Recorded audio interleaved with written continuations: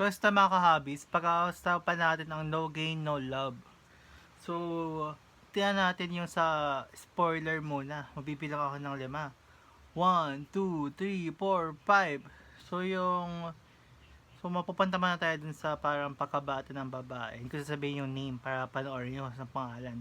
So, yung batang babae, parang nasa football siya.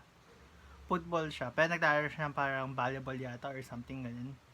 Tapos, more on, magaling siya sa math. Parang, yung calculating loss, o kaya yung mismong profit dun sa game, o money, alam niya. Fast forward, tumanda na siya. Doon na siya sa wedding niya, may congratulatory money, tapos parang, i-expect niya na makano ibibigay niya dun sa ex niya. So, yung ex niya, dun sa wedding na yun, nandun siya. Kasi co-workers sila eh. Para silang manager. 6 months ago, nag-break up sila. Pero hindi alam ng girl na 1 year na pala sila ng ka-wedding ng lalaki. So, ayun. So, nagalit siya. Nakaroon siya ng parang ganun. Ayun. Kasi nag-work pa rin siya. Anyhow, may kapatid siya na dalawa. Pero hindi biologically. Parang ampon sila eh. Ganun.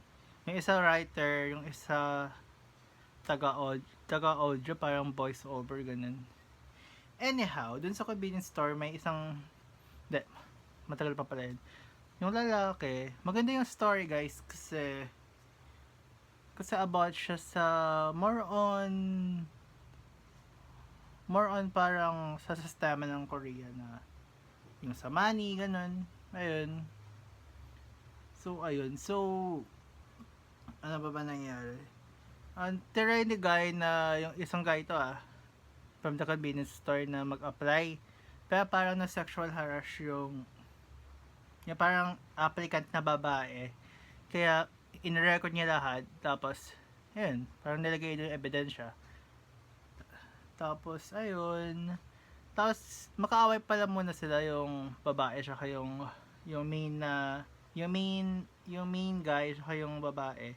Parang hindi naman makaaway, kumbaga ayaw lang nila yung isa't isa dun sa convenience store. So, ayun. Okay yung babae pala, siya yung from dito, hometown Chacha. O kaya my girlfriend is sa Gumiho. Yung lalaki, hindi ko alam kung sino eh.